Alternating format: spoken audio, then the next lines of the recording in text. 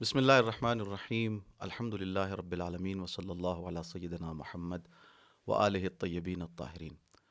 السلام علیک یا امیر المؤمنین۔ سید الوصیین امام المتقین حضرت امیر المؤمنین علی ابن ابی طالب علیہ الصلاۃ والسلام کے ایام شہادت نزدیک ہیں اور شبہ قدر کا بھی موقع ہے۔ یہ ایام نہایت مقدس، نہایت ہی محترم ایام ہیں اور ان میں ایسی صلاحیت پائی جاتی ہے کہ ہم ان سے بقدر ظرف استفادہ کرنے کی کوشش کر سکتے ہیں۔ شبہ قدر، شبہ عبادت، شبہ دعائیں، آپ اپنے لیے بھی دعائیں کریں، عبادتیں کریں، اللہ سے نزدیک ہونے کی کوشش کریں، اور ہم سب کا یہ فریضہ ہے کہ امت مسلمہ کے لیے، عالم اسلام کے لیے، عالم تشیع کے لیے، اہل فلسطین کے لیے دعا کریں۔ اسی طرح یہ ایام ایسے ہیں جس میں معرفت امام حضرت علی ابن ابی طالب علیہ الصلاۃ والسلام اور دیگر معصومین علیہ الصلاۃ والسلام سے نزدیک ہونے کی ہم کوشش کر سکتے ہیں، ان کی معرفت حاصل کرنے کی کوشش کر سکتے ہیں۔ چونکہ شہادت حضرت امیر المؤمنین علی ابن ابی طالب علیہ الصلاۃ والسلام کے ایام ہیں، لہٰذا آج کے اس پوڈ کاسٹ میں ہم گفتگو کریں گے آپ کی شہادت کے اسباب کے سلسلے میں کہ کون سے عوامل، کون سے عناصر آپ کی شہادت کے پیچھے تھے اور یہ واقعہ کیوں پیش آیا۔ ایسا کیسے ہو گیا کہ پہلے حضرت امیر المومنین علی ابن ابی طالب علیہ الصلاۃ والسلام کو ان کے حق خلافت سے دور رکھا گیا اور 25 سال کا یہ عرصہ گزرا، اور اس کے بعد جب امت مجبور ہو کر حضرت امیر کائنات علیہ الصلاۃ والسلام کے دروازے پر آتی ہے اور ان سے گزارش کرتی ہے، اصرار کرتی ہے کہ آپ خلافت کو قبول فرمائیے، ظاہری خلافت کو قبول فرمائیے، حکومت کو قبول فرمائیے، مولا مسلسل انکار کرتے ہیں، لیکن جب آپ کے بقول جب حجت تمام ہو جاتی ہے تو آپ اس خلافت کو قبول کرتے ہیں۔ اتنے اصرار کے ساتھ یہ پوری امت وہاں جمع ہوئی، مولا کے گھر آئی اور مولا سے اصرار کر کے خلافت اور حکومت کی باغ ڈور ان کے سپرد کی گئی، ظاہری حکومت اور ظاہری خلافت کی۔ کیا ہوا کہ 4.5 سال کا ہی عرصہ گزرنے کے بعد ایسی نوبت آ گئی کہ اسی امت میں سے کچھ لوگ، کچھ عناصر، ایک فرقہ، ایک جماعت ایسی کھڑی ہوئی جو اسی اپنے خلیفہ کے خلاف تلوار اٹھا لیتی ہے اور اسے شہید کر دیتی ہے۔ یہ ایک ایسا موضوع ہے، تاریخ کا ایک المیہ ہے، ایک لمحہ فکریہ ہے جس پر غور کرنے کی اور جس کے تحلیل اور تجزیے کی ضرورت ہے، چونکہ اس کے بہت سارے ایسے مسائل ہیں جنہیں ہم آج کے زمانے کے ماحول سے بھی ریلیٹ کر سکتے ہیں۔ آئیے اس سلسلے میں گفتگو کرتے ہیں۔ ہمارے ساتھ مولانا محمد حسین صورت والا صاحب قبلہ اور مولانا فصاحت حسین صاحب قبلہ موجود ہیں۔ اس سلسلے میں گفتگو کا آغاز کرتے ہیں۔ بسم اللہ الرحمن الرحیم۔ بہت اہم موضوع جس کی طرف آپ نے اشارہ کیا ہے کہ علی علیہ السلام کو بہت اصرار کے ساتھ پوری امت آتی ہے انتخاب کرنے کے لیے اور انہیں ظاہری خلافت قبول کرنا پڑتا ہے، اور پھر وہی امت کچھ وقت کے بعد ہم دیکھتے ہیں کہ اس میں سے ظاہراً ایک فرد کہ جس کا نام ہے عبد الرحمن ابن ملجم، تو یہاں ایک سوال یہ پیدا ہوتا ہے کہ صرف یہ ایک فرد تھا یا اس کے پیچھے کوئی فکر تھی کہ جس نے امام علی علیہ السلام کے قتل کے مقدمے کو فراہم کیا ہے اور کچھ لوگوں نے مل کر امام علی کو قتل کیا ہے۔ یہ گفتگو آگے ہو سکتی ہے، لیکن ہم لوگ سب سے پہلے اس بندے کے بارے میں، اس شخص کے بارے میں کہ جس کا نام ہے عبد الرحمن ابن ملجم، اس کے بارے میں ایک مختصر جان لیں کہ یہ کون تھا۔ اس کا نام ہے عبد الرحمن ابن ملجم۔ روایتوں میں یہاں تک کہ ملتا ہے کہ اس کی والدہ کو یہودیہ کا خطاب دیا گیا۔ علی علیہ السلام ذکر کرتے ہیں کہ مجھے ایک شخص عبد الرحمن ابن ملجم مارے گا کہ جو یہودیہ کا بیٹا ہے، تو یہ بھی ملتا ہے کہ یہ یہودیہ کا بیٹا تھا۔ اس کا تعلق تھا بنی مراد قبیلے سے۔ لیکن اس کے علاوہ کہ ہم اس کے نسب اور اس کے قبیلے اور اس کے بارے میں بات کریں، اس کی شخصیت کو سمجھنا ضروری ہے۔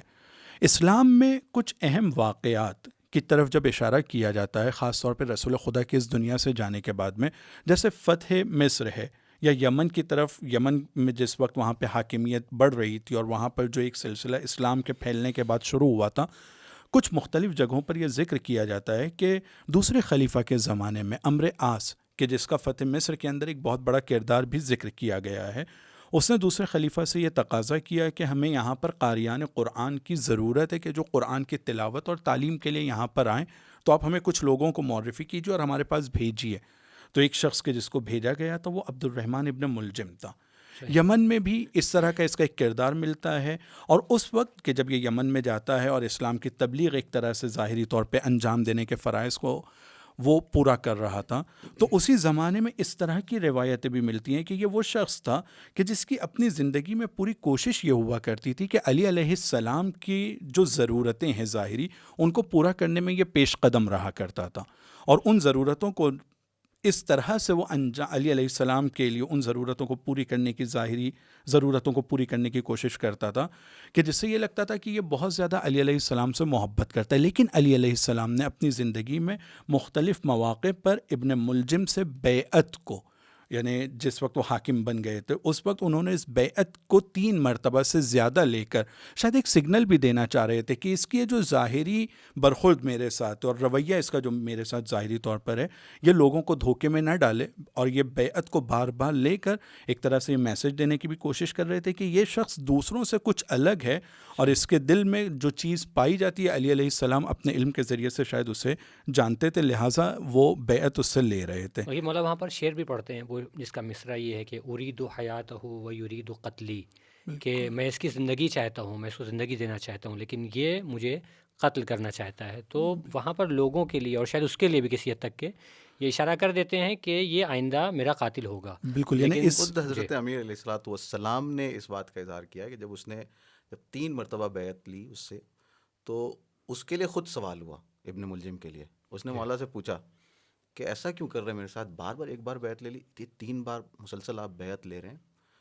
تو مولا نے اس سے کہا کہ میں دیکھ رہا ہوں کہ تم اس بیعت کو توڑو گے، یعنی اس کی طرف خود مولا نے اشارہ کیا تھا اور یہ پیغام دیا تھا آپ کے بقول کہ یہ اپنی محبت میں یا اس طرح کے کاموں میں، جیسا کہ وہ روایت ہے کہ کانا یسارع فی حوائج امیر المومنین و خدمت ہی، یعنی پیش رہتا تھا امام کی ضرورتوں کو پورا کرنے میں اور ان کی خدمت میں، تاکہ یہ سب جو ہے پیغام دیا کہ بعد میں نہ کہنا کہ یہ ہمارے میں سے تھا، اس کے اندر وہ عنصر پایا جاتا ہے بیعت کو توڑنے کا اور ہماری اور یہ مخالفت۔ بہت شاکنگ ہے کہ ایک شخص کے جو ظاہری طور پر یسارع فی قضاء حوائجہ، کہ وہ علی علیہ السلام کی حوائج اور ضرورتوں کو پورا کرنے میں اتنا زیادہ سبقت لینے کی کوشش کر رہا ہے، لیکن علی علیہ السلام اس کے لیے کہہ رہے ہیں بیعت لینے کے ذریعے سے، علی علیہ السلام کہہ رہے ہیں کہ میں اس کے لیے زندگی چاہتا تھا لیکن وہ میرے قتل کے لیے ارادہ رکھتا ہے یا وہ مجھے قتل کرے گا۔ ایک اہم سوال یہ ہے ابن ملجم کے بارے میں، مولا کی شہادت کے بارے میں، کہ کیا یہ ایک فرد تھا کہ جس نے مولا کائنات کو قتل کیا؟ اس کے کچھ دشمنی ہے، کچھ دوسرے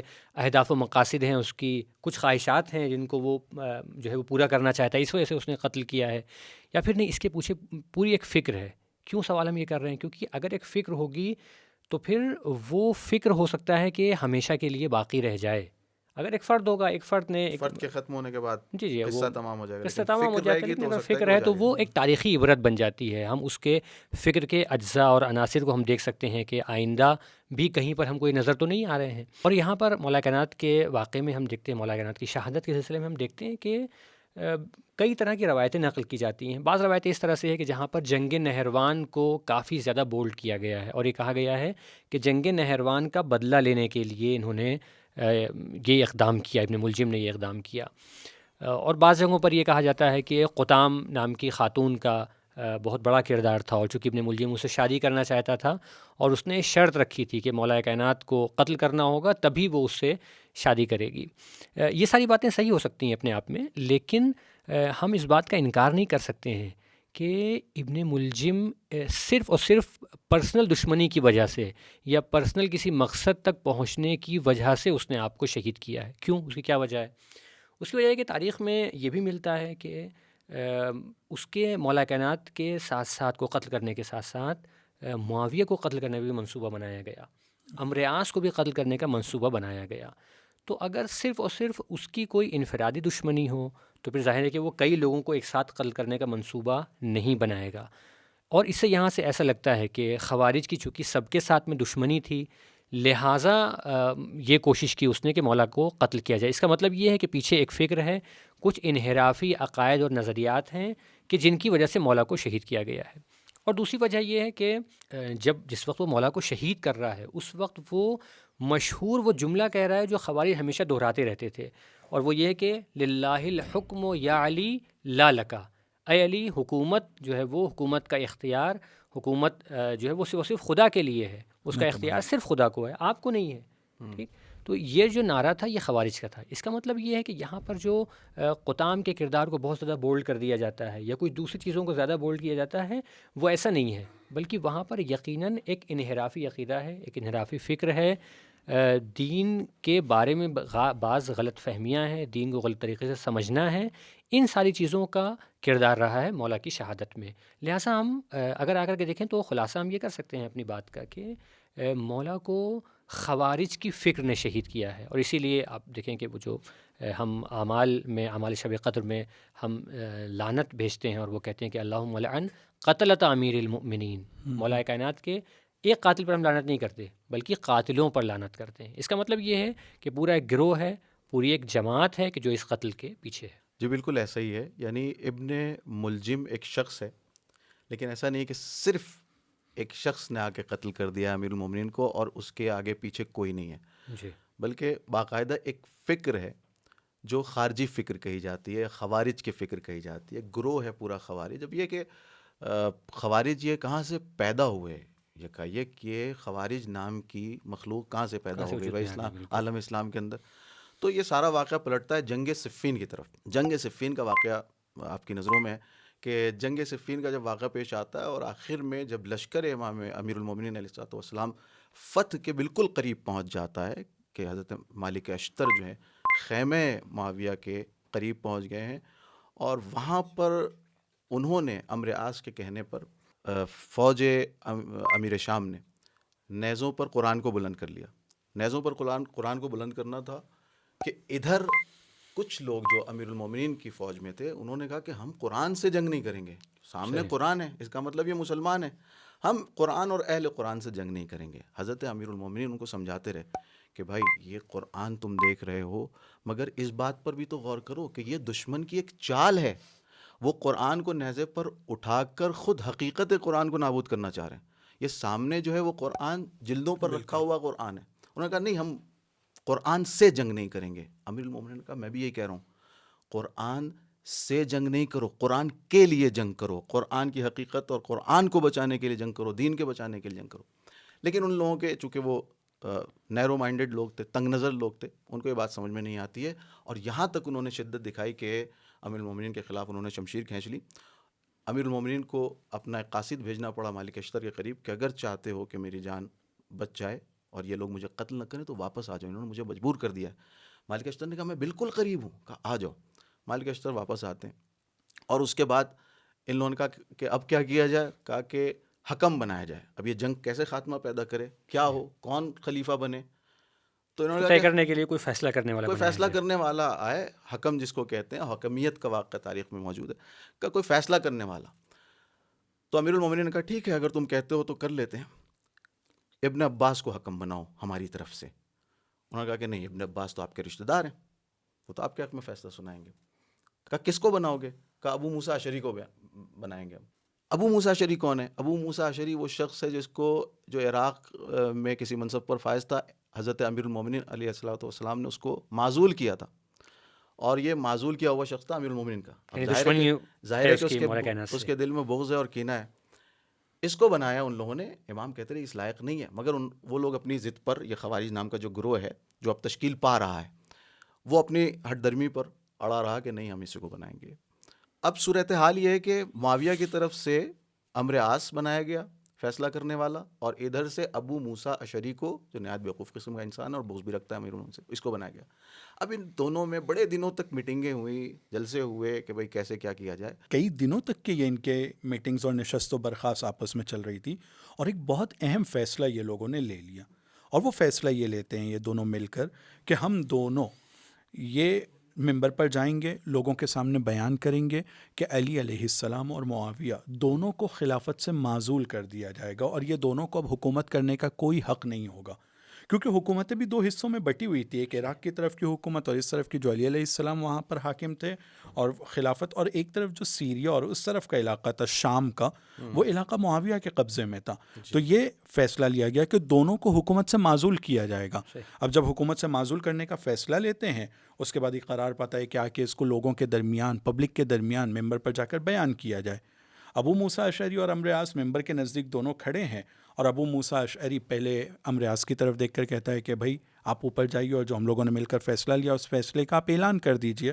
لیکن عمرو عاص، جیسے کہ آپ نے ذکر کیا کہ بہت زیادہ زیرک و چالاک تھا، بہت زیادہ ہوشیار، تو اس نے اپنے آپ کو بچائے رکھا تھا اپنی بات کو بیان کرنے کے لیے، اور اس فیصلے کو جو لیا گیا تو اس فیصلے کو ابو موسیٰ اشعری کے حوالے کر کے کہا کہ آپ جا کے خود بیان کیجئے، آپ صحابی رسول ہیں، آپ کے آگے میں کیسے بڑھ سکتا ہوں. اس طرح کا اس نے تکلفانہ کچھ جملے، اور ابو موسیٰ اشعری جو ہے اپنے سر کو جھکا کر بہت آرام سے ممبر کے اوپر چڑھ کر جاتے ہیں اور خاص انداز میں ان دونوں کے معزول ہونے کا اعلان کرتے ہیں. اور وہ انداز انداز یہ تھا کہ وہ جاتا ہے اور ابو موسیٰ اشعری اس نے کام کر دیا اپنا، بالکل عمرو عاص نے، کہ آپ پہلے بیان کیجئے. اب یہ جناب جاتے ہیں، وہ جو فیصلہ خفا میں ہوا تھا ان کے درمیان کہ بھئی دونوں کو معزول کرنا ہے، انہوں نے اس پہ عمل کرتے ہوئے کہا کہ جس طرح سے یہ انگوٹھی میں اتار رہا ہوں اپنے ہاتھ سے، اسی طرح میں علی کو خلافت سے معزول کرتا ہوں اور معاویہ کو بھی معزول کرتا ہوں. اب یہ کہا کہ عمرو عاص آئے. عمرو عاص جب آئے تو انہوں نے ابو موسیٰ اشعری یہ سوچ رہے ہوں گے کہ جیسے طے ہوا تھا کہ میں نے علی کو معزول کیا ہے، ویسے ہی یہ بھی آ کر کے یہ بھی آگے کرے گا، معزول کر دے گا، لیکن اس کا مقصد معاویہ تو کو کچھ اور معزول تھا. کرے گا یہ. جی، معاویہ کو معزول کرے گا، لیکن اس کا مقصد کچھ اور تھا. اچھا، بات دونوں کے فیصلے سے بننی تھی.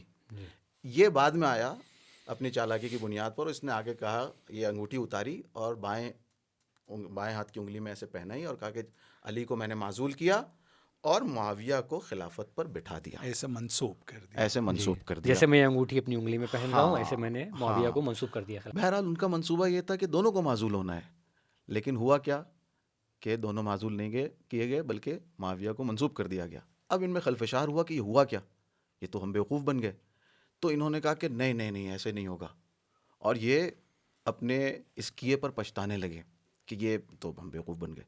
اب انہوں نے کہا کہ یہ ہم سے غلطی ہوئی ہے. اچھا، یہ نہیں کہہ رہے ہیں، اپنی غلطی کا اعتراف اس طرح نہیں کر رہے ہیں کہ ہم نے حکمیت کا یہ مان کر، جو ہے حکمیت کا ایشو لا کر اور مولا کائنات کی بات نہ مان کر کے جنگ کو کنٹینیو کرو، ہم نے غلطی کی ہے، یہ غلطی نہیں مان رہے.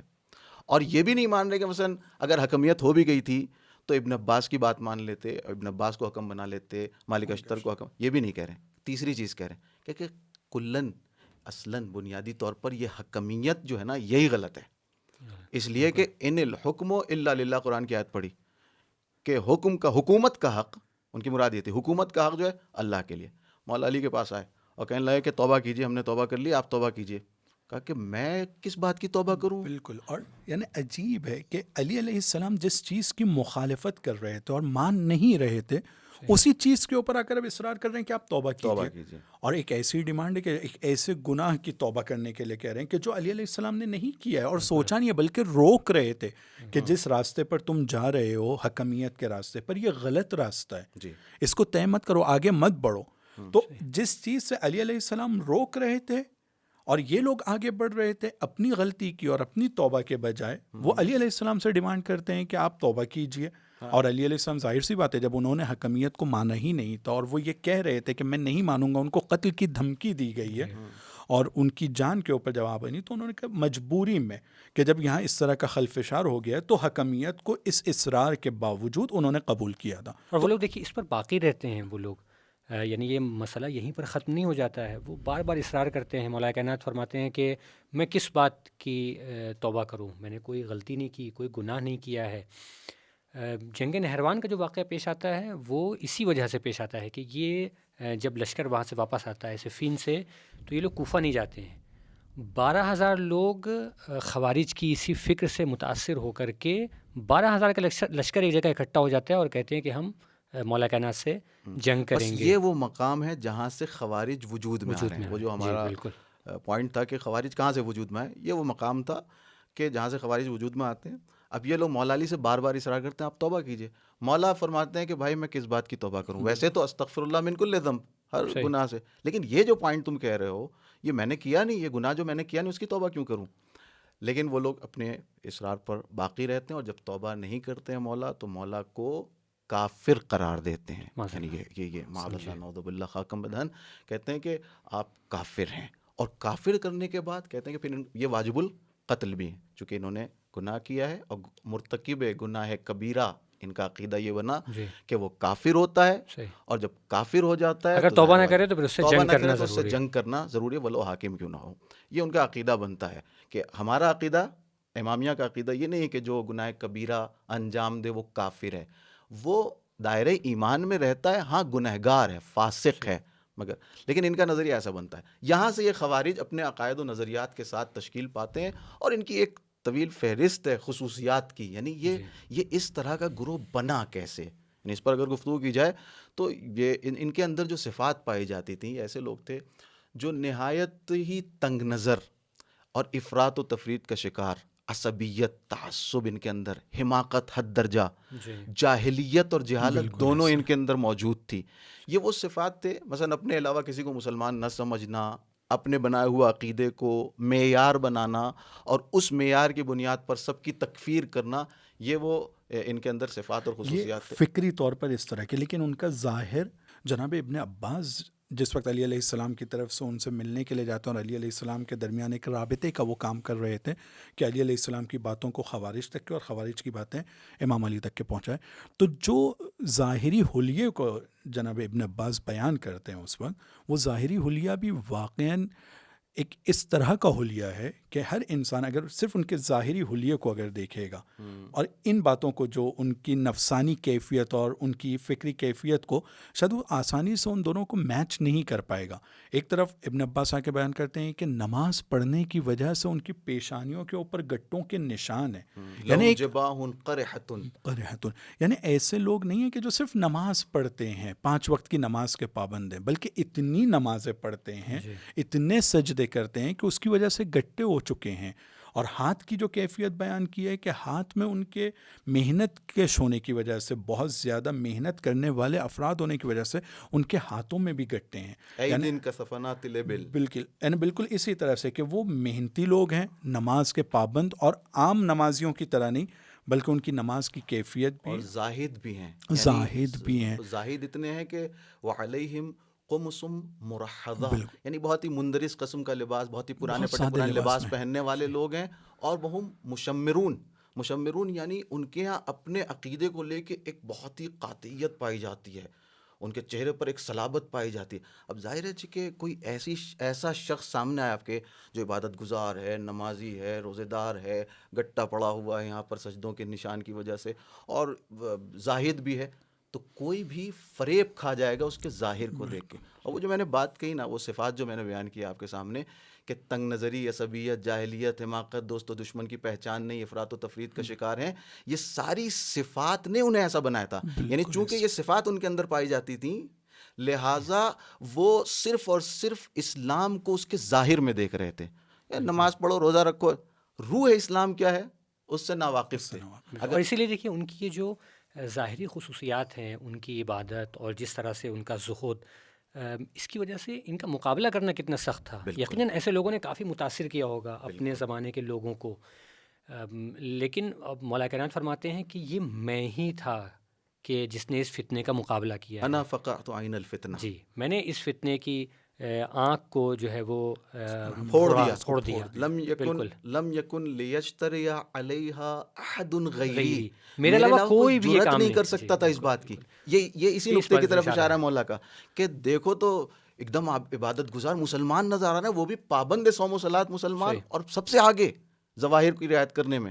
تو ایسے لوگوں سے کون مقابلہ کرے گا؟ جو مقابلہ کرے گا وہ خود متہم ہو جائے گا کہ تم مسلمان کشی کر رہے ہو، مسلمانوں کو مار رہے ہو. مولا فرماتے ہیں میں تھا جس نے یہ فتنے کی آنکھ پھوڑی، خوارج کا مقابلہ کیا. بالکل. اور اسی لیے بعض علماء نے اشارہ کیا یہاں پر ایک اہم، ہمارے لیے ایک اہم پیغام ہے اس میں، اور وہ یہ ہے کہ دین پر عمل کرنا یقیناً ضروری ہے، واجب ہے، اس میں کوئی شک نہیں ہے، لیکن دین کی فہم بھی رکھنا ضروری ہے. اگر کوئی بھی کسی بھی بڑے سماجی کام میں، اجتماعی کام میں داخل ہونا چاہتا ہے تو اس کے لیے دین کو سمجھنا ضروری ہے. بالکل. اور خوارج کے درمیان ان کی ایک مشکل یہ ہے کہ ان کی ایک کمزوری یہ ہے کہ دین کی بہت سطحی فہم ہے، بہت سطحی فہم ہے. یعنی وہ یہ سمجھتے ہیں، ان کی نظر میں صرف 1-2 چیزیں ایسی ہیں کہ اگر یہ کام انجام نہیں دیا گیا تو معاذ اللہ مولا کائنات جو ان کو، وہ بھی اس وقت خلیفۃ المسلمین مان رہے ہیں، وہ بھی جو ہے وہ کافر ہو گئے ہیں. لہٰذا یعنی کسی بھی بڑے کام کو کرنے کے لیے اگر کوئی بڑا کام کرنا چاہتا ہے، بڑے اقدامات انجام دینا چاہتا ہے سماج میں اور معاشرے میں، تو دین کی سمجھ ہونا ضروری ہے، صرف دین کی گہری ظاہری سمجھ۔ حلیہ جی جو ہے، بالکل یہ ظاہری حلیہ دینداری کا اگر کسی کا ہو جاتا ہے یا خود کا بالکل بنانے سے اصل میں انسان دیندار نہیں ہوتا ہے. بالکل وہ دین کو ایک مہرے کی طرح استعمال کرے گا، لیکن اپنی ہی وہی تنگ نظری کو تحمیل کرنے کے لیے اور صحیح۔ امپوز کرنے کے لیے. شاید آج ہمارے جوان اگر سمجھنا چاہتے ہیں تو آئسس اور داعش کی مثال کو اس کے لیے پیش کیا جا سکتا ہے جی کہ ظاہری بالکل طور پر ان کا جو حلیہ ہے، اس حلیہ کے اندر بڑی داڑیاں ہیں، کچھ آیتیں ظاہری طور پر وہ تلاوت کرتے ہیں، جی اور کبھی کسی کی اگر گردن کو بھی اس کے بدن سے الگ کرتے ہیں تو اللہ اکبر کے ذریعے سے کر رہے ہیں. جی لیکن بالکل یہ اسلامی تعلیمات نہیں ہے. تو ظاہری حلیے سے وہ اپنے آپ کو مسلمان بتانا چاہتے ہیں، لیکن یہاں پر علی علیہ السلام کی دی ہوئی تعلیم اور ان کے اس جملے کی طرف جس کی طرف آپ نے اشارہ کیا کہ وہی بصیرت ہے، علی علیہ السلام چونکہ امام ہے وہ اس فتنے کو بہت اچھے سے سمجھ سکتے تھے اور انہوں نے اس کا جو مقابلہ کیا تھا. جی، خود مقابلہ کرنے کے بعد حضرت امیر کا ایک ان کے بارے میں بیان ہے. مثلا وہ اس بات کی طرف اشارہ کرتے ہیں کہ یہ ایسے کیسے بن گئے. شہید مطہری نے ایک تحلیل کی ہے یہاں پر بہت اچھی، اور پھر اس کو میں مستند کروں گا مولا کے بیان سے. شہید مطہری یہاں پہ ایک تحلیل کرتے ہیں، وہ کہتے ہیں کہ ایسا کیا ہوا کہ ایسی جماعت کہاں سے پیدا ہو گئی عالم اسلام میں. تو اس کی تحلیل کرتے ہوئے بہت اچھی بات کہتے ہیں کہ رسول اللہ صلی اللہ علیہ وآلہ وسلم کی رحلت جاگوداز کے بعد اب جو یہ سلسلہ خلافت مولا علی کو دور کر کے خلافت سے آتا ہے، اس میں فتوحات کا سلسلہ شروع ہوتا ہے. جی فتوحات کا سلسلہ دوسرے علاقوں میں جغرافیہ عالم اسلام کا بڑھانے کی کوششیں کی جاتی ہیں اور اس کوشش میں کامیاب بھی ہوتے ہیں، جغرافیہ بڑھا دیا جاتا ہے. مگر اس جغرافیہ کو بڑھانے میں یہاں پر بات جو کہتے ہیں وہ کہتے ہیں کہ رسول اللہ کے زمانے میں اور اس زمانے میں فرق یہ ہے کہ رسول اللہ ایک تو جغرافیہ اتنی تیزی سے بڑھا نہیں رہتے، حتیٰ دفاع کے لیے بھی انہیں روکتے تھے کہ جب تک تم پوری طرح تیار نہ ہو جاؤ دفاع بھی نہ کرو، اور اس طرح سے تمہاری تربیت نہ ہو جائے، تعلیم نہ ہو جائے. یعنی رسول اللہ کا فوکس تعلیم اور تربیت پہ تھا. لیکن یہاں رسول کے بعد جو خلافتیں آتی ہیں ان کا پورا فوکس جغرافیہ بڑھانے پر ہے، تعلیم و تربیت پر توجہ نہیں ہے. جغرافیہ بڑھائے جا رہے ہیں، لیکن جو نو مسلمان تازہ مسلمان ہو رہے ہیں لوگ، ان کی تعلیم و تربیت پہ فوکس نہیں ہے. تو اب یہ کہاں کہاں سے لوگ اکٹھا ہو کے مسلمان ہو جاتے ہیں. اب یہ 25-30 سال کا جو عرصہ ہے بعد رسول، اس میں نہ جانے کہاں کہاں سے لوگ آئے ہیں اور ایک نسل پروان چڑھی ہے. اب ظاہر ہے تمام کے تمام خوارج تو اس نسل سے تعلق نہیں رکھتے، لیکن ایک بڑا طبقہ ہے جو اس نسل سے تعلق رکھتا ہے، جو اصل اسلام کی تعلیمات سے بے بہرا ہے. کیوں؟ اس لیے کہ اس نے رسول اللہ کے زمانے والا اسلام اور مکہ اور مدینہ نہیں دیکھا ہے، اس نے اب کا مکہ اور مدینہ اور اسلام دیکھا ہے، جو اسی لیے پھر وہ ظواہر پر تکیہ کرتے ہیں. ان کی ویسی اسلامی تربیت نہیں ہوئی ہے. اور اس تربیت پر شہید مطہری نے ایسے ہی نہیں کہہ دیا. جی مولا علی کا قول دلیل ہے. مولا علی فرماتے ہیں کہ یہ خوارج جو ہیں ان کی صفات کو بیان کرتے ہوئے فرماتے ہیں کہ جفات تغاب و عبید اقزام، یہ ساری باتیں کہتے ہوئے کہ جفاکار لوگ ہیں، ظالم لوگ ہیں، بیوقوف لوگ ہیں، تنگ نظر لوگ ہیں. یہ ساری باتیں کرنے کے بعد آپ فرماتے ہیں کہ جمعوا من کل اوب وتلقتوا من کل شوب. یہ کوئی اس گوشے سے آ کے مسلمان بن گیا، کوئی اس گوشے سے آ کے مسلمان بن گیا. اب یہاں پر فرماتے ہیں ممن ينبغي ان يفقه ويؤدب ويعلم ويدرب ويولى عليه ويؤخذ على يديه. یہ ایسے لوگ تھے جن کے لیے ضرورت تھی، اچھا تھا، ضروری تھا کہ ان کی تعلیم اور تربیت پر توجہ دی جاتی. کوئی ہوتا جو ان کا والی بنتا، ان کے ہاتھ کو پکڑتا، ان کو اسلام سکھاتا، صرف نماز اور روزہ نہیں سکھاتا، روح اسلام سے آشنا کرتا. مگر یہ کام نہیں ہوا. لیسوا من المہاجرین والانصار ولا من الذین تبوؤا الدار والایمان. نہیں یہ مہاجرین میں سے تھے، نہ انصار میں تھے، نہ مدینہ کے دوسرے مسلمانوں سے ان کا کوئی تعلق تھا. یہ پتہ نہیں کہاں کہاں سے لوگ آ گئے تھے. اب یہ پتہ نہیں کہاں کہاں سے آئے، یہ آنا برا نہیں تھا، یہ تو اچھا ہے کہ لوگ عالم اسلام میں آ رہے ہیں. لیکن ان کا صرف جغرافیہ بڑھا کے ان کو اندر عالم اسلام میں شامل کر لیا گیا، دائر اسلام میں، لیکن اس کی تعلیم و تربیت پر توجہ نہیں دی گئی. یعنی امام کا سارا فوکس اس بات پر ہے کہ تعلیم و تربیت پر اگر توجہ دی گئی ہوتی تو یہ خوارج نہ بنتے. تو یہ رہتی دنیا تک کے لیے پیغام ہے کہ آپ جو ہے تعلیم و تربیت پر روح اسلام سے آشنا کریں. سارا فوکس نہیں اس بات پر نہ ہو کہ اس کو مسلمان بنا دیا جائے، بلکہ جو لوگ مسلمان بن چکے ہیں یا بننے والے ہیں، سب کی تعلیم و تربیت پر توجہ کرو تاکہ وہ روح اسلام سے آشنا ہوں، تاکہ پھر خوارج جیسی دوبارہ کوئی فکر پیدا نہ ہو. اب آپ نے جو داعش کی طرف توجہ دیا گیا، ان کے ساتھ بھی بالکل عیناً یہی مسئلہ ہے. یعنی خوارج کی جو ہم صفات تاریخ میں پڑھتے ہیں وہ ساری کی ساری ان کے اندر جاہلیت ہے، تعصب ہے، حماقت ہے، تنگ نظری ہے، افراط و تفریط ہے، دوست و دشمن کو نہ پہچاننا ہے، نبی سے امام سے آگے نکل جانا ہے، اپنا اسلام بنا لینا ہے، ہم دوسروں کہہ کو. سکتے ہیں کہ یہ آج کے زمانے کے خوارج ہیں. یہ آج کے زمانے کے خوارج ہیں، بالکل یہ وہی فکر ہے. وہ جو بات ہم نے کی کہ فکر موجود ہے، یعنی ایک شخص نہیں تھا جو ختم ہو گیا، ایک فکر ہے. وہ الگ الگ زمانوں میں الگ الگ طریقوں سے وہ لوگ الگ الگ شکلوں میں پیدا ہوتے ہیں اور سامنے آتے ہیں. کافر بنانے کا آپ جو ٹرینڈ دیکھیں کہ وہاں سے چلتا ہے کہ اتنی جلدی کافر بنا دینا دوسروں کو، یہ آج ابھی بھی نظر آتا ہے. یہ خوارج نے جب داعش کے لوگ آتے ہیں یہاں پر تو یہی خوارج کی فکر ہے. نتیجہ یہ ہے کہ عام مسلمانوں کا قتل عام کرتے ہیں. عراق میں آنے کے بعد سیریا میں بڑے آرام سے، یعنی مشہور شاید یہ ہے لوگوں کے درمیان میں کہ یہ شیعوں کے دشمن تھے، انہوں نے شیعوں کو مارا، جبکہ ایسا نہیں ہے. یہ جس علاقے میں بھی جاتے تھے وہاں پر اہل سنت بھی ہوتے تھے تو اہل سنت کو قتل کرتے تھے، چونکہ ان کا یہ کہنا تھا کہ ہر وہ آدمی جس نے ہمارے ہاتھ پر بیعت نہیں کی ہے وہ کافر ہے، جو ہمارے اور نتیجہ یہ ہے کہ نہیں رکھتا ہے، یعنی بلیک اینڈ وائٹ دیکھتے تھے. جی بالکل، وہ اسے قتل کر دینا چاہیے. شیعت کا امتیاز یہ ہے کہ اتنی جلدی کسی کی تکفیر نہیں کی جاتی ہے. ہم دیکھتے ہیں کہ خوارج ایک عقیدے کی بنیاد پر، ایک ذرا سے انحراف کی بنیاد پر کسی کو بھی کہہ دیتے کافر ہے وہ، اور معاذ اللہ مولا کائنات کو بھی کہتے ہیں کہ وہ کافر ہیں، حتیٰ عمل کی بنیاد پر. جی حتیٰ عمل کی بنیاد پر کہتے ہیں. کسی نے جھوٹ بولا، گناہ کیا، گناہ کبیرہ کیا، کافر ہو گیا، اگر توبہ نہیں کرتا اسے قتل کر دو. جی، جبکہ شیعت میں ایسا نہیں ہے. اور اس سے آپ دیکھیں کہ ایک عالم دین نے بہت ہی اچھے نکتے کی طرف متوجہ کیا ہے کہ ان کے درمیان ایک توہین کرنے کا بھی پہلو ہے. ایک اخلاقی درس ہم اس سے لے سکتے ہیں، اور وہ یہ ہے کہ ٹھیک ہے ان کو اگر ہم مان لیں ان کے لیے کہ ان کو مولا کائنات کے ساتھ میں اختلاف نظر تھا، لیکن اگر کسی بڑی شخصیت کے ساتھ میں اختلاف نظر ہو، یقیناً مولا کائنات وہ خلیفۃ المسلمین ہیں، تمام مسلمانوں کے خلیفہ ہیں، محترم اور مقدس شخصیت. جی بالکل. یعنی عالم اسلام کی سب سے زیادہ محترم شخصیت اس وقت مولا کائنات علیہ السلام ہیں، اور ان سے اختلاف نظر ہو رہا ہے اور فوراً ہی ان کی توہین کرتے ہیں اور کہتے ہیں کہ آپ کافر ہو گئے ہیں. تو وہ عالم دین کہتے ہیں کہ اس سے ہم کو یہ سبق لینا چاہیے کہ اگر ہمارا بزرگوں کے ساتھ میں کوئی اختلاف نظر ہو، اگر ہم ان کی کوئی بات سمجھ میں نہیں آ رہی ہے تو ہم کوئی گنجائش رکھیں آخر کار کہ ہو سکتا ہے ان کی بات ہم نہیں سمجھ پا رہے ہیں.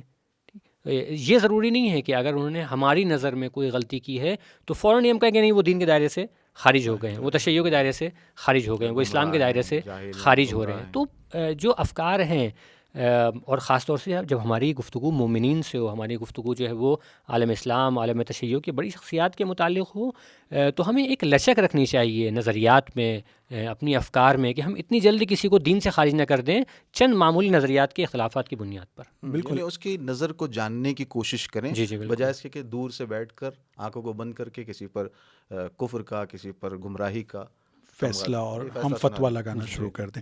لیکن یہ اہم نقطے کی طرف جس طرح امتیاز کی طرف اشارہ کیا ہے کہ شیعوں میں تکفیر اتنی آسانی سے نہیں کی جاتی، اس کے بہت سخت معیار قرار دیے گئے. لیکن یہاں پر ہم دیکھتے ہیں کہ خوارج تکفیر والا کام جو ہے بہت آسانی سے وہ سب کی تکفیر کر رہے تھے. ایک شخص ہے عبداللہ ابن خباب ابن ارت، علی علیہ السلام کے اصحاب میں ان کا شمار ہوتا ہے، اور کہا جاتا ہے کہ پہلا صحابی یا پہلا شخص جو خوارج کے فتنے کے ذریعے سے قتل ہوا ہے وہ جناب عبداللہ ہیں.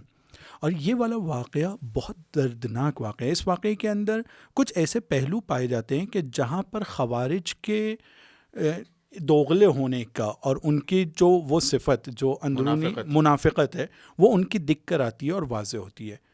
قول و فعل میں تضاد دکھتا ہے. جس وقت ایک مرتبہ یہی شخص اپنی وائف کے ساتھ میں بصرہ سے کوفہ کی طرف جا رہے ہیں، جناب عبداللہ ابن خباب ابن ارت یہ کوفہ کی طرف جا رہے ہیں اور ان کے ساتھ ان کی حاملہ وائف بھی ہے. جب ایسی جگہ پہنچتے ہیں کہ جہاں پر ابھی ان لوگوں نے، جو خوارج کا گروہ ہوتا ہے، یہ لوگوں نے اپنے لیے وہاں پر اپنی فوجی چھاؤنی بنا چکے تھے، علی علیہ السلام کے لشکر سے الگ ہو چکے تھے، اور ابھی وہ مذاکرات اور جلسات اور میٹنگ کا دورانیہ ہے، وقت ہے کہ جہاں ابو موسیٰ اشعری، جس کی طرف آپ نے اشارہ کیا کہ ابو موسیٰ اشعری اور عمرو عاص میں ابھی جلسات اور میٹنگز چل رہی ہے کہ کیا فیصلہ ہم لوگوں کو کرنا ہے. اس درمیان ان کا گزر بصرے سے کوفے کی طرف اس چھاؤنی کے نزدیک سے ہوتا ہے. وہاں پر ان کو روکا جاتا ہے. روکنے کے بعد پوچھا جاتا ہے کہ کیا تم مسلمان ہو، تمہاری علی کے بارے میں نظر کیا ہے؟ تو وہ کہتے ہیں کہ میں علی کو اس دنیا میں موجود ہر ایک انسان سے زیادہ متقی، پرہیزگار اور بصیرت والا سمجھتا ہوں۔ ظاہر سی بات ہے کہ یہ جملہ عبداللہ کا کہنا ان لوگوں کو یہ اچھا نہیں لگے گا۔ انہوں نے پھر پوچھا کہ اچھا تم یہ بتاؤ کہ تم مسلمان ہو، تم نے رسول کی کوئی حدیث بھی یاد کر رکھی ہے؟ رسول کی کوئی حدیث سناؤ ہمیں۔ تو رسول کی ایک حدیث سناتے ہیں کہ ایک زمانہ آئے گا میرے جانے کے بعد جب لوگوں کے دل بہت سخت ہو جائیں گے، وہ سونے کے وقت تو مومن ہوگا لیکن صبح اٹھنے کے وقت کافر ہوگا، یعنی اتنی تیزی سے لوگ اپنے آپ کو بدلیں گے اور اس طرح کا ایک سخت ماحول ہوگا۔ یہ حدیث بھی ان کو بہت اچھی نہیں لگی۔ انہوں نے اس کی وائف کو اور عبداللہ کو ایک کھجور کے درخت کے نیچے لا کر رکھا تھوڑی دیر کے لیے۔ اسی درمیان میں ایک کھجور درخت سے نیچے کی طرف گرتی ہے، اور جس کی طرف میں نے اشارہ کیا کہ دردناک پہلو ان کی شہادت کے وقت جو واضح ہوتا ہے، جیسے ہی وہ کھجور گرتی ہے تو ایک شخص جاتا ہے، اس کھجور کو اٹھاتا ہے اور فوراً کھا لیتا ہے ان خوارج میں سے۔ دوسرا اسے متوجہ کرتا ہے یہ تم نے کیا کیا؟ کیا تم نے یہ کھجور کے صاحب سے اور جس کا یہ درخت ہے اس سے اجازت لیا یا نہیں لیا؟ وہ جاتا ہے اس کھجور کو تھوکتا ہے کہ میں نے بغیر اجازت کے یہ کھجور کھا لیا تھا، تو مجھ سے بہت بڑی غلطی ہو گئی ہے۔ اسی درمیان میں انہی دنوں میں ایک شخص وہاں پر ایک جانور جس کو پگ یا سور جو کہا جا سکتا ہے وہاں سے گزر رہا ہے، ایک شخص نے اس کے اوپر حملہ کیا، اس کو تیر سے مارا اور وہ مر جاتا ہے۔ جیسے ہی مرتا ہے تو دوسرا اس کو کہتا ہے کہ بھئی یہ تم نے کیا کیا؟ اس کے جو مالک ہے اس سے جا کر اجازت لینا ہوگا، پتہ ہونا چاہیے کس کا تھا، ایسے تم نے مار دیا ایسے جانور کیسے کو؟ مار دیا؟ تو عبداللہ ان لوگوں کے ان دو کاموں کو دیکھنے کے بعد اور کچھ اس طرح کی ظاہری کاموں کو دیکھنا کہتے ہیں کہ میں تم لوگوں کے ساتھ جب یہاں رکا ہوں تو میں اپنے آپ کو بہت امن و امان میں محسوس کر رہا ہوں، کیونکہ تمہارے یہ کام کہ ایک کھجور بھی تم بغیر اجازت کے نہیں کھاتے ہو، اور ایک سور کو مارنے کے بعد بھی تم اس کے صاحب کے پاس جاتے ہو، اس کے مالک کے پاس جاتے ہو اور اس سے رضایت لیتے ہو، تو یقیناً میری جان کو اس میں امان ہوگی۔ جیسے ہی انہوں نے یہ کہا تو پلٹ کر کہتے ہیں کہ ہمارے لیے سور کو مارنا اور تم کو مارنے میں کوئی فرق نہیں ہے، کیونکہ تم علی کو چاہتے ہو، علی سے محبت رکھتے ہو۔ پہلے انہوں نے جناب عبداللہ کو مارا، جناب عبداللہ کو مارنے کے بعد ان کی وہ وائف کے جو حاملہ تھی ان کے پاس آتے ہیں، ان کے شکم کو چیرتے ہیں اور بچہ جو موجود تھا اس کو بھی مارتے ہیں۔ تو ظاہری طور پر کتنا عجیب لگتا ہے کہ ایک طرف وہ لوگ ایک کھجور کے لیے اس کے مالک کے پاس اجازت لینے جاتے ہیں اور حرام اور حلال کی اتنی پابندی کرنا چاہتے ہیں، لیکن وہی جو بات ذکر ہوئی تھی کہ وہ دین کے بعض ظاہری احکام کی بہت زیادہ رعایت کرتے ہیں، لیکن جو دین کی روح ہے، روح دین سے چونکہ آشنا نہیں ہے، لہٰذا اس طرح کا تضاد سمجھ ان سے سامنے آتا ہے۔ اور جو آپ نے ذکر کیا کہ ان کو روکا اور روک کے پوچھا کہ تم مسلمان ہو کہ نہیں، ان سے ایویڈنس مانگنا کہ سند مانگنا کہ تم ہو کہ نہیں، یہ دیکھیں وہی یہ داعشی اور تکفیری فکر کے مسلسل ہم نے ایسے واقعات دیکھے اس داعش کے سلسلے میں کہ وہ کس طرح سے لوگوں کو روکتے تھے، ان سے اسلام کا ثبوت مانگتے تھے اور وہ اسلام کا ثبوت دیتے بھی تھے، لیکن چونکہ ان کے معیار کے مطابق نہیں ہوتا تھا وہ ثبوت، وہ انہیں قتل کر دیتے۔ اور یہاں تو اس میں تو انہوں نے عبداللہ ابن خباب بن ارت نے ان کے معیار کا ثبوت بھی پیش کیا، اس نے کہا حدیث سناؤ اگر مسلمان، حدیث سنا دی اور اس کے بعد قتل کیا۔ مولا کائنات امیر المومنین علیہ الصلوۃ والسلام نے ان کے ساتھ جو رویہ رکھا ہے نا، یہ جو ان کے خلاف شمشیر اٹھائی ہے اور سخت اقدامات کیے، یہ ابتدا سے نہیں کیا مولا نے پہلے ان کو چھوڑ دیا تھا، حتیٰ ان کا بیت المال سے حصہ بھی نہیں کاٹا، بلکہ کہا تھا کہ اگر چاہو تو مسجد میں آ کے نماز پڑھنا چاہتے ہو اجازت ہے پڑھ سکتے ہو۔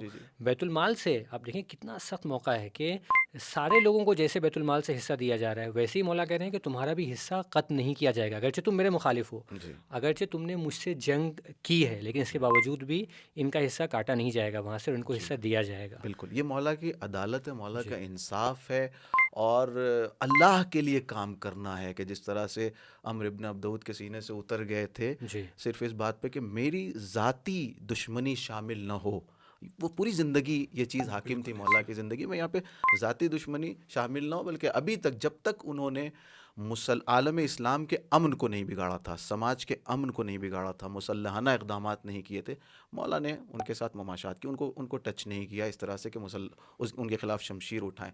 مثلا واقعات ملتے ہیں جبکہ یہ مولا کو ستاتے تھے، پریشان کرتے تھے، پرسنل اٹیکس کرتے تھے، صحابی کو اس طرح سے شہید نہیں، یہ تو بعد کا واقعہ، جب امن بگاڑنا شروع کیا اس وقت پھر مولا نے ضروری سمجھا کہ ان کے خلاف اقدام کیا جائے، ورنہ پرسنل اٹیک جب تک کیا ہے۔ مثلا ایک شخص ہے، مولا علیہ الصلوۃ والسلام مسجد میں کسی نے مولا سے سوال کیا، مولا نے برجستہ بہترین اس کا جواب دیا، یہ دیکھتا ہے، یہ خارجی دیکھتا ہے اور کھڑے ہو کے کہتا ہے قاتلہ اللہ ما افقہ، کہ اللہ اس شخص کو، یعنی امیر المومنین کے ساتھ جسارت کر رہا ہے بھری مجلس میں، خلیفۃ المسلمین ہے، حاکم ہے، مولا امیر المومنین ان کے خلاف جسارت کرتے ہوئے کہتا ہے کہ اللہ انہیں قتل کرے، انہیں مار ڈالے، کیا فقیہ اور کیا دانا انسان ہے، کتنا پڑھا لکھا انسان ہے. یعنی تعریف کرتا ہے لیکن کہتا ہے قاتلہ اللہ، یعنی یہ جسارت کرتا ہے. مولا علی درگزر کرتے ہیں.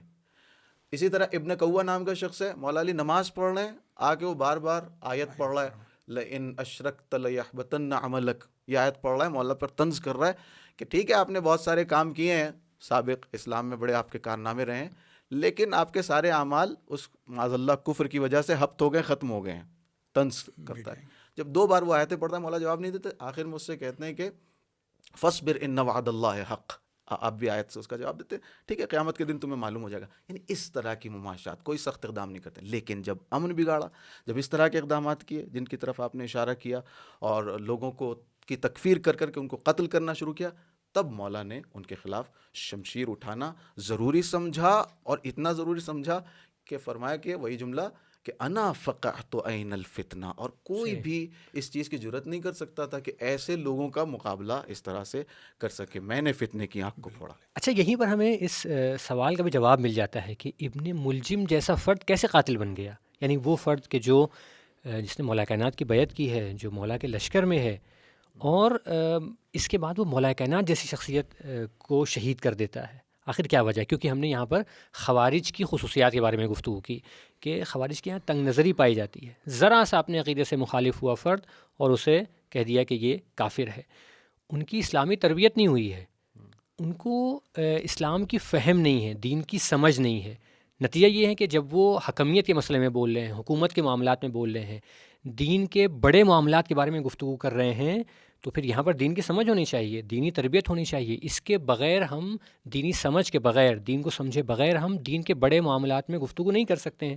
اگر ہم کریں گے تو پھر اس کے جیسی غلطیاں کریں گے. نتیجہ یہ ہے کہ ہم یہ دیکھتے ہیں کہ اس وجہ سے، ان ساری کمزوریوں کی وجہ سے، وہ فرد کہ جس نے مولا کے ہاتھ پر بیعت کی ہے لیکن پھر وہ بعد میں آپ کا قاتل بن جاتا ہے. یہ جو خوارج نے ماحول تیار کیا ہے، یہ جو خارجی فکر ہے، اس نے در حقیقت ایسا ماحول بنایا کہ ایک ایسا فرد کہ جو مولا کے لشکر میں ہے وہ آپ کا قاتل بن جاتا ہے. اور ایک ہی نہیں بلکہ ایسے کئی افراد جو کہ 12,000 کی تعداد بتائی جاتی ہے، اور مولا نے پھر ارشاد و نصیحت کی ان کی، تو ان میں سے 8,000 لوگ واپس بھی آئے، بالکل، اور 4,000 لوگوں سے. اور یہاں سے یہاں سے ایک چیز یہ بھی سمجھ میں آتی ہے کہ ان کو در حقیقت کوئی سمجھانے والا نہیں تھا.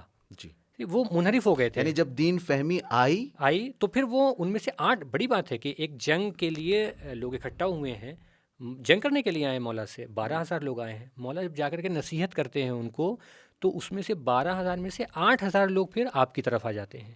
اس کا مطلب یہ ہے کہ ان میں سے کئی سارے لوگ وہ تھے کہ جو جہالت اور نادانی کا شکار ہو گئے تھے، متاثر ہو گئے تھے چند خوارج کی بڑی شخصیتوں سے، اس کی وجہ سے مولا کائنات کے جو ہے وہ دشمن ہو گئے تھے. لیکن جیسے ہی ان کو سمجھایا جاتا ہے، گویا ہم یہ کہہ سکتے ہیں کہ معصوم کی تربیت کی ایک ادنا سی جھلک جیسے ہی ملتی ہے، 8,000 لوگ جو ہے مولا کائنات کی طرف آ جاتے ہیں. اور آج بھی وہ کام کیا جا سکتا ہے اس صورت میں کہ جو معصومین کی تعلیمات ہیں وہ ایسے لوگوں تک زیادہ سے زیادہ پہنچائی جائے کہ عین ممکن ہے کہ ان میں سے بہت سارے لوگ ایسے ہوں جو صرف اور صرف مغرضانہ نہیں، صرف اور صرف جہالت اور نادانی کی وجہ سے راہ حق سے بھٹکے ہوئے ہوں. لہٰذا تبلیغ کا پہلو یہاں پر سمجھ میں آتا ہے کہ کتنا اہم ہے ارشاد و تبلیغ کا اور نصیحتوں کو ان تک پہنچانے کا.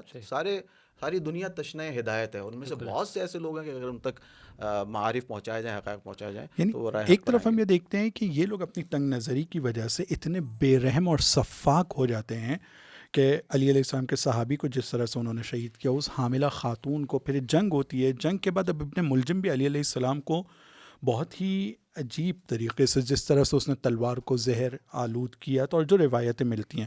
لیکن ہم دوسری طرف یہ بھی دیکھتے ہیں کہ وہ شخص کہ جس نے علی علیہ السلام کو اس طرح سے قتل کیا ہے اور علی علیہ السلام کی بنسبت اتنا بغض، کینہ، عداوت، دشمنی رکھتا ہے، لیکن علی علیہ السلام ہے کہ وہ اس عالم میں جب ان کو ضربت لگ چکی ہے، اس کے باوجود بھی اس شخص کی بنسبت کتنا رحم دلی کے ساتھ میں، اور کتنے اچھے ان کے وہ کلمات ہیں کہ جو اس وقت وہ ارشاد فرماتے ہیں. مثلا جب کسی کو زہر سے مارا جاتا ہے یا زہر کھلایا جاتا ہے یا اس کے بدن میں زہر کا اثر ہوتا ہے تو طبیب یہ عام طور پہ سجیسٹ کرتے ہیں اور مشورہ دیتے ہیں کہ اس کو دودھ زیادہ سے زیادہ پلایا جائے. علی علیہ السلام کے پاس دودھ کا کاسا رکھا ہوا ہے، پیالہ رکھا ہوا ہے، اور علی علیہ السلام اپنے فرزندان کی طرف اشارہ کر کے، اپنے بچوں کی طرف اشارہ کر کے کہتے ہیں کہ یہ دودھ کا کاسا ابن ملجم کو دیا جائے. یعنی قاتل کو دودھ پلا رہے ہیں. اور صرف دودھ نہیں، اس زمانے میں ایک رسم تھی کہ اگر کسی نے کسی کو مارا ہے تو اس کا قصاص خاص انداز میں لیا جاتا تھا کہ وہ جب مر جائے اس کے مرنے کے بعد بھی اس کے بدن کے ٹکڑے کیے جاتے تھے، مسلح کیے جاتے تھے، اور پھر یہ قبیلوں میں جنگ شروع ہو جاتی تھی. علی علیہ السلام اپنی اس وقت کی جو ضربت لگنے سے لے کر شہادت کے درمیان کا دورانیہ ہے، اس میں بہت ساری وصیتیں موجود ہیں علی علیہ السلام کی، جو کبھی امام حسن کو مخاطب کر کے ہیں، کبھی امام حسین، کبھی تمام فرزندان جو وہاں پہ موجود تھے ان کو مخاطب کر کے وہ وصیت کر رہے تھے. لیکن اس وصیت کو انہوں نے بنی عبد المطلب کے لیے، یعنی جناب عبد المطلب کی نسل کے جتنے لوگ ہیں، اپنے پورے قبیلے کو ایک طرح سے انہوں نے مخاطب کیا اور کہا ہے کہ ایسا کوئی کام نہیں کرنا جس سے خوریزی کا ایک نیا سلسلہ شروع ہو جائے. کیونکہ تاریخ میں ایک خلیفہ پہلے، تیسرے خلیفہ کے بعد ہم نے دیکھا کہ جمل الصفین جیسی جنگ ہوتی ہے، اس کو بھی سد باب کر رہے ہیں، روک رہے ہیں، اور دوسری طرف یہ وصیت بھی کر رہے ہیں کہ صرف ایک کے بدلے میں ایک کا بدلہ لینا اگر تم قصاص بھی لینا چاہتے ہو کہ جو لیا گیا تھا. اور روایت اور جو تاریخ میں موجود ہے، 27 رمضان کی تاریخ احتمال قوی کے طور پر ذکر کی جاتی ہے کہ وہ قصاص کی تاریخ تھی جب ابن ملجم کو مارا گیا تھا. لیکن جب مارا گیا ہے تو صرف اسی ایک ضربت کے بدلے میں ایک ضربت لگائی گئی ہے. اگر کہیں ہم یہ دیکھتے ہیں کہ کسی روایت میں ملتا ہے کہ اس کے بدن کو جلایا گیا ہے یا اس کے بدن کے ٹکڑے کیے گئے ہیں، تو یہ روایت کے بارے میں یہ کہا جاتا ہے کہ یہ امام حسن علیہ السلام اور علی علیہ السلام کو بدنام کرنے کے لیے بنائی گئی روایتیں ہیں. یہ وہ روایتیں نہیں ہیں جو حقیقت پر مبنی ہوں، اور یہ تاریخ کی باتیں صحیح نہیں ہیں، جعلی باتیں ہیں. یہ خود مولا کائنات نے وصیت کی ہے امام حسن السلام سے. دلیل یہ ہے کہ خود مولا نے جو وصیت کی ہے کہ بیٹا حسن میرے بعد جو ہے بالکل ایک ہی ضربت میں اس کو قتل کرنا اور اسی کو قتل کرنا، مسلح نہ کرنا، اور مسلح نہ کرنا، یعنی اس کے جسم کے اعضاء کو کاٹنا نہیں. تو یہ مولا نے کہا تھا، اور بلکہ کہا تھا کہ اس کو زندان میں رکھو، اس کو قید کر لو، اس کو اچھا کھانا پانی دینا، اس کے ساتھ میں اچھی طرح سے پیش آنا، اچھا سلوک کرنا. اس طرح کی روایت سے وہ تمام باتیں متضاد ہیں، لہٰذا ان کو نہیں تسلیم کیا جا سکتا. ہو نہیں سکتا کہ امام حسن مجتبیٰ وصیت امیر المومنین پر عمل نہ کریں. اور یعنی صرف یہ روایت ہم یہاں پر نہیں دیکھ سکتے ہیں، بلکہ ہم اگر علماء کی طرف مراجعہ کرتے ہیں اور تاریخ میں، تو بہت ساری ایسی چیزیں پائی جاتی ہیں، علماء اس کی طرف اشارہ کرتے ہیں کہ جہاں پر پروپیگنڈا کی بو آتی ہے کہ علی علیہ السلام کو ان کی زندگی میں جو بدنام کرنے کی کوشش کی گئی تھی، حتیٰ ان کی شہادت کے فوراً بعد جب یہ خبر سیریا پہنچتی ہے، شام پہنچتی ہے کہ علی علیہ السلام کو مسجد میں قتل کیا گیا ہے، تو کچھ لوگ آپس میں یہ گفتگو کرتے ہیں کہ علی، اور وہ بھی مسجد میں، علی کو مسجد سے کیا، یعنی ان کا رابطہ کیا تھا مسجد سے، مسجد میں کیا کر رہے ہوں گے. تو یہ پروپیگنڈا ہے جو امام حسن اور علی علیہ السلام کو بدنام کرنے کے لیے کیا گیا، اور ایسی بہت ساری مثالیں مل سکتی ہیں. آپ یہ دیکھیں کہ مولا علی کی رافت و رحمت کا آپ نے پہلو بیان کیا کہ یہی ابن ملجم جب وہاں پر حاضر ہے تو پہلے تو یہ شدت کے ساتھ پیش آتا ہے امیر المومنین سے، جب گرفتار کر کے اس کو لایا جاتا ہے تو اسی طرح جواب دیتا ہے اپنے انہی عقائد و نظریات کی بنیاد پر، اور مثال کے طور پر کہتا ہے کہ آپ جو ہیں میں ایسی تلوار بجھا کے لایا ہوں کہ آپ کو کوئی نجات نہیں دے سکتا ہے، اور میں نے دعا کی تھی کہ اس تلوار سے میں کرۂ ارض کے زمین کے سب سے شقی ترین فرد کو قتل کروں، یہ کہتا ہے، نعوذ باللہ. تو مولا علی علیہ السلام کہتے ہیں تیری یہ دعا قبول کر لی گئی ہے، چونکہ اسی شمشیر سے تیرے ساتھ یہی ہونے والا اور تیرا قصاص لیا جائے گا. لیکن ایک وقت امام علی اس سے دریافت کرتے ہیں، اس سے پوچھتے ہیں کیا میں تیرا برا امام تھا جو تو نے یہ حرکت انجام دی؟ تو وہاں پر اس کا دل تھوڑا سا شاید نرم ہوتا ہے، یا بہرحال جو بھی اثر ہوا اس کلام امام کا اس کے دل پر، اس نے فوراً پلٹ کے جواب دیا کہ افتنقذ من فی النار، کہ اس میں کوئی کیا کر سکتا ہے، کیا کوئی بھی نجات اس شخص کو نہیں دے سکتا جو خود جہنمی ہو اور جس کی تقدیر میں جہنم لکھی ہوئی ہو. خیر، یہاں پر ہم نے خوارج کی گفتگو کی. اب یہاں پر ایک میں نظریہ دیکھ رہا تھا، بعض لوگوں نے یہ بھی نظریہ پیش کیا کہ صرف اور صرف قتل ہے، چونکہ قتل امیر المومنین اور شہادت امیر المومنین کے اسباب و عوامل اور عناصر کی گفتگو ہے، کیا صرف یہی خوارج تھے صرف خوارج تھے، صرف ابن ملجم تھا جو اس حرکت کو انجام دے رہا تھا، یا دیگر عوامل اور عناصر بھی موجود تھے؟ تو ایک نظریہ بعض مورخین نے بیان کیا ہے، مثلا جعفر شہیدی صاحب جو بہت ہی پختہ مورخ ہیں اور بہت ہی ان کی نظر دقیق ہوتی ہے، آسانی سے کسی نظریے کو قبول نہیں کرتے. ان کا یہ نظریہ ہے کہ اس میں حاکم شام معاویہ کی نرنگیاں بھی اور سازش بھی شامل تھی، اور وہ اس حرکت کو انجام دینے میں محرک تھا. وہ اس طرح سے اچھا، اس میں جو ہے شہید مطہری کے بھی نظریات ہیں. ایک احتمال انہوں نے بھی دیا ہے، اور انہوں نے مثلا یہ کہا ہے کہ اشعث بن قیس، میں لنک بتا رہا ہوں، اشعث بن قیس کے معاویہ کے ساتھ مراسم تھے، شہید مطہری نے کیا. اب ہم دیکھتے ہیں کہ یہ ابن ملجم جو آتا ہے کوفے کے اندر، وہ اشعث بن قیس کے گھر جاتا ہے، یہ بات بھی تاریخ میں موجود ہے، اور شب وہاں گزارتا ہے، اور بعض روایت میں قطام سے بھی اس کی ملاقات وہیں پر ہوتی ہے. اور یہ اشعث بن قیس سے لنک ابن ملجم کا ہوا. اب یہ ابن ملجم اشعث بن قیس کے گھر میں رات بھر رکتا ہے، صبح اٹھ کے اپنے اس ارادے کے ساتھ مسجد میں جاتا ہے. وہاں اشعث بن قیس پہلے سے موجود بیٹھا ہوا ہے. ابن ملجم وہاں سے گزرتا ہے، اشعث بن قیس کندی اس سے کہتا ہے کہ جلدی کرو اس کام میں، ایسا نہ ہو کہ دن کا اجالا ہو جائے اور لوگ تم کو پہچان لیں. یہاں پہ پرووک کرتا ہے، اس کی تشویق کرتا ہے، حوصلہ افزائی کرتا ہے. تو یہاں سے ابن ملجم اور اشعث بن قیس کا رابطہ معلوم ہوتا ہے.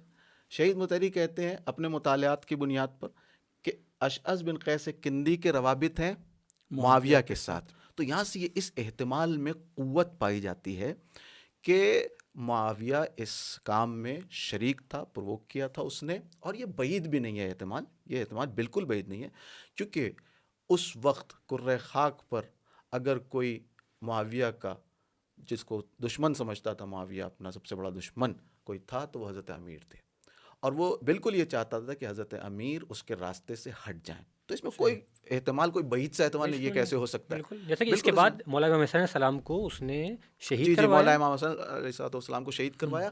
دوسرے کہ خود حکمیت میں آپ دیکھ لیں کہ حکمیت کا واقعہ جو ہے وہ خوارج کا کیا ہوا ہے، ڈائریکٹلی خوارج کی وجہ سے حکمیت کا واقعہ پیش آیا ہے.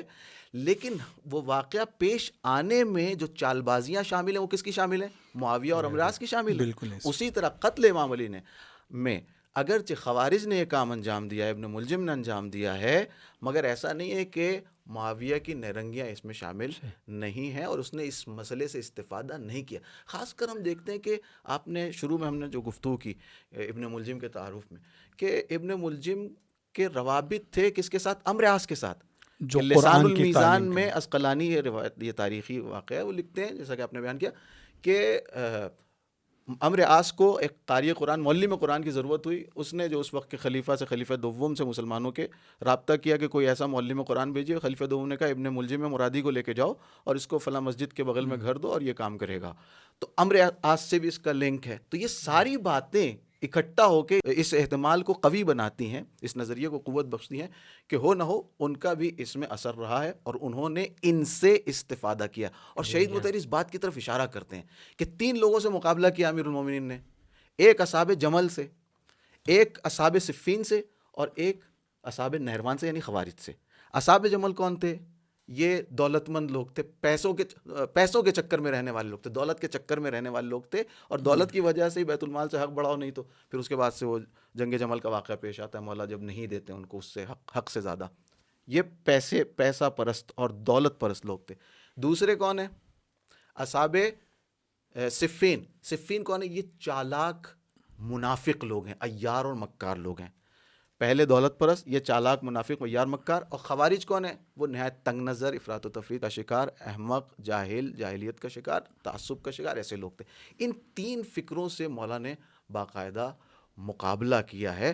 اور ان لوگوں نے، یہ جو اصحاب صفین ہیں جن کا کام تھا نفاق اور عیاری و مکاری، ان لوگوں نے خوارج سے جو بے وقوف تھے، احمق تھے، جاہل تھے، متعصب تھے، ان کو خوب استعمال کیا ہے مہرے کے طور پر. اور اس بات پر یہ خالی ایسے ہی بات نہیں ہے، ہوا میں نہیں ہے. خود امیر المومنین نے خوارج کی جو صفت بیان کی ہے اس میں کہا ہے نہج البلاغہ میں کہ ثم انتم شرار الناس، تم اہل شر ہو اور تم وہ ہو کہ جس کو شیطان نے اپنا تیر بنایا ہے اور اس کو اپنے اہداف کی طرف پھینکا ہے، یعنی تمہیں استعمال کیا ہے اپنے اغراض و مقاصد کے لیے. تو وہ شیطان جن و انس ہیں، یہ سارے کے سارے وہ لوگ ہیں کہ وَضَرَبَ بِهِ تِيهُ، اہداف پر جس نقطے کی نشانہ طرف لگایا۔ آپ لنک کی طرف جس طرح سے اشارہ کر رہے تھے، تو مجھے لگتا ہے کہ اس نقطے کی طرف بھی توجہ بہت ضروری ہے کہ ایک مرتبہ ہم یہ دیکھتے ہیں کہ خوارج جو صفین کی جنگ میں مولا علی علیہ السلام کے لشکر سے نکلا ہوا ایک جتھا ہے اور ایک ٹکڑی ہے جو الگ ہو جاتی ہے۔